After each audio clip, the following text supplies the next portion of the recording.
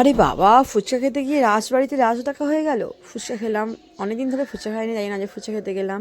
আর রাসবাড়ির সামনেই ছিল, তাই জন্য রাসবাড়িতে ঠাকুরও দেখে নিলাম আর একটু ঘুরেও নিলাম।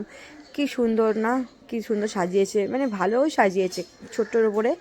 আর লাইটে লাইট। আর আমার বাবান যাচ্ছিলো, বাবানের শরীরটা খারাপ ছিল বলে আর একটু গেলাম ঠাকুরের কাছে, মানে মেয়েটার শরীরটা তাড়াতাড়ি সুস্থ হয়ে যায়। মানে মেয়েটা সুস্থ হয়ে গেছে, শরীরটা বড্ড উইক আছে তো, আশা করি ঠিক হয়ে যাবে।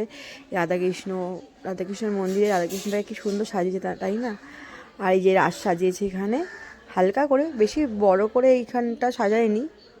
আমি বেশি বড় রাস এখানে অনেকগুলো হয়, একটা রাসবাড়িতে আছে, রাসবাড়িতে অনেক বড় রাস হয়, অনেক ভিড়ভাট্টা হয়। আমি সেই দিকটা যাইনি, কারণ ফাঁকায় ফাঁকায় এইখানটায় গিয়ে দেখে এসেছি, বেশি দূর যাইনি। তোমাদেরকে দেখালাম, তোমরাও দেখে নাও।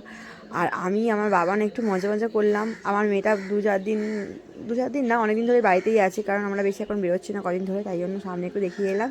Tata, by.